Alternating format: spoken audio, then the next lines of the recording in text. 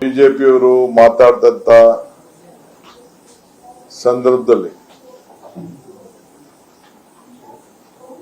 ಅವರೆಲ್ಲರೂ ಕೂಡ ನನಗೂ ಕೂಡ ಅವರ ಪಕ್ಷ, ಅವರ ಸಿದ್ಧಾಂತ, ವಿರೋಧ ಪಕ್ಷದ ಸಿದ್ಧಾಂತ ಎಲ್ಲ ಕೂಡ ನನಗೆ ಅರಿವಿದೆ ಅನ್ನೋ ಮಾತನ್ನ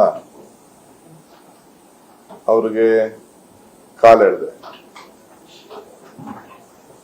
ಇದೇನು ಹೊಸತೇನಲ್ಲ. ಪ್ರಜಾಪ್ರಭುತ್ವದ ವ್ಯವಸ್ಥೆಯಲ್ಲಿ,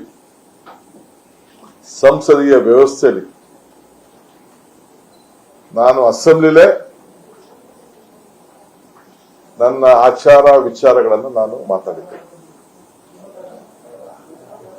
1980ರಿಂದ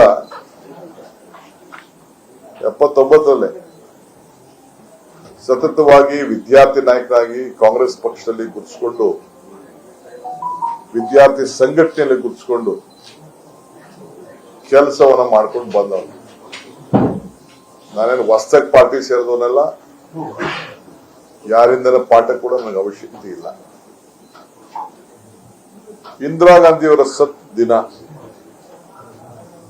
ನನ್ನ ಚಿತ್ರಮಂದಿರಕ್ಕೆ ಟೂರಿಂಗ್ ಟ್ಯಾಕ್ಸಿ ಇತ್ತು. ನನ್ನ ಇಂದಿರಾ ಗಾಂಧಿ ಚಿತ್ರಮಂದಿರ ಅಂತೇಳಿ ಹೆಸರಿಟ್ಟು, ನನಗೂ ಗಾಂಧಿ ಕುಟುಂಬಕ್ಕೂ ಭಕ್ತನಿಗೂ ಭಗವಂತನಿಗೂ ಇರುವಂತ ಒಂದು ಸಂಬಂಧ.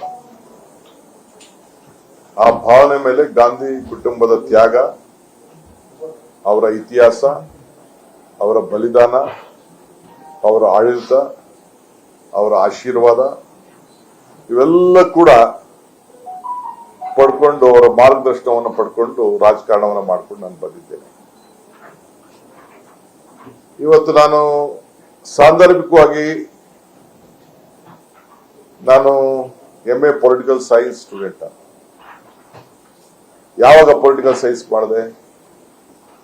2008ರಲ್ಲಿ ಡಿಗ್ರಿ ಪಡ್ಕೊಂಡೆ. 2004-05 ಶುರು ಮಾಡಿ 3 ವರ್ಷ ಬರೆದು ನಾನೊಬ್ಬ ಗ್ರಾಜುಯೇಟ್ ಆಗಬೇಕು ಅಂತೇಳಿ ಪೊಲಿಟಿಕಲ್ ಸೈನ್ಸ್ ನ ಆಯ್ಕೆ ಮಾಡಿ ಪಡ್ಕೊಂಡು, ನಾ ರಾಜಕಾರಣಕ್ಕೆ ಬರಕ್ಕಿನ ಮುಂಚಿತವಾಗಿ ವಿದ್ಯಾರ್ಥಿ ನಾಯಕನಿದ್ದಾಗ ಎಲ್ಲ ಪಾರ್ಟಿ ಬಗ್ಗೆ ಅಧ್ಯಯನ ಮಾಡಿದ್ದೇನೆ. ನಾನು ಪ್ಯಾಂಗಾಂಗ್ ದೇಶಕ್ಕೆ ಆಲ್ ಪಾರ್ಟಿ ಡೆಲಿಗೇಷನ್ ಅಲ್ಲಿ ಹೋಗಿದ್ದವು. ಕಮ್ಯುನಿಸ್ಟ್ ಬಗ್ಗೆ ತಿಳಿದಿದ್ದೇನೆ, ತೆಲುಗು ದೇಶಂ ಬಗ್ಗೆ ತಿಳಿದಿದ್ದೇನೆ, RSS ಬಗ್ಗೆ ತಿಳಿದಿದ್ದೇನೆ, ಬಿಜೆಪಿ ಬಗ್ಗೆ ತಿಳಿದಿದ್ದೇನೆ, ಜನತಾದಳದ ವಿಚಾರವನ್ನು ಕೂಡ ತಿಳಿದಿದ್ದೇನೆ, ಅವರ ಅಜೆಂಡಾಗಳು ತಿಳ್ಕೊಂಡಿದ್ದೇನೆ.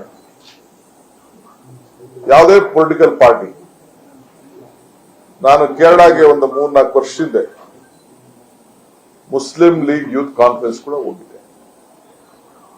ಅವರ ಶಿಸ್ತು, ಅವರ ಸಂಘಟನೆ ನೋಡಿ ಬೆರಗಾಗ್ಬಿಟ್ಟೆ ನಾನು. ನಮ್ಮ ಅಲೈನ್ಸ್ ಪಾರ್ಟ್ನರ್ ಅವರು, UDF ಅಲೈನ್ಸ್ ಪಾರ್ಟ್ನರ್ ಅವರು. ಸೊ ಹಂಗೆ ಒಬ್ಬೊಬ್ಬರದ್ದು ಒಂದೊಂದು ವಿಚಾರಗಳು ಕೂಡ ಇರ್ತದೆ. ಈಗ ಕೂಡ ಇತ್ತೀಚೆಗೆ ನಮ್ಮ ರಾಜ್ಯದಲ್ಲಿ ಬಿಜೆಪಿ ಅಧಿಕಾರಕ್ಕೆ ಬಂದ ಮೇಲೆ, ಬಿಜೆಪಿ ಅಧಿಕಾರ ಬರಕ್ಕಿನ ಮುಂಚಿತವಾಗಿ ರಿಸರ್ವ್ ಬ್ಯಾಂಕ್ ಎದುರುಗಡೆನೆ RSS ಒಂದು ದೊಡ್ಡ ಬಿಲ್ಡಿಂಗ್ ಇದೆ. ಕೋಟ್ಯಾಂತರ ರೂಪಾಯಿ ವರ್ಷಕ್ಕೆ ಬಾಡಿಗೆ ಪಡಿತಾ ಇದ್ದಾರೆ. ಬೆಂಗಳೂರು ನಗರದಲ್ಲಿ ಎಷ್ಟು ಶಾಲೆಗಳನ್ನ ಮಾಡಿದ್ದಾರೆ, ಚೆನ್ನೈನಹಳ್ಳಿಯಲ್ಲಿ ಯಾವ ರೀತಿ ಭವ್ಯವಾದಂತಹ ಕಟ್ಟಡಗಳು ಬರ್ತಾ ಇದೆ, ಇಡೀ ರಾಜ್ಯದಲ್ಲಿ ಎಷ್ಟು ಸಂಘಟನೆಗಳು ಬಂದಿದೆ, ಇವೆಲ್ಲ ಕೂಡ ನಾನೊಬ್ಬ ಪೊಲಿಟಿಕಲ್ ಲೀಡರ್ ಆಗಿ ನನ್ನ ರಾಜಕೀಯದ ವಿರೋಧಿಗಳು ಅವರ ಸಂಘಟನೆಗೆ ಯಾವ ರೀತಿ ಮಾಡ್ತಾ ಇದ್ದಾರೆ ಅನ್ನೋದು ತಿಳ್ಕೊಳ್ಬೇಕಾದ್ದು ಕೂಡ ನನ್ನ ಕರ್ತವ್ಯ.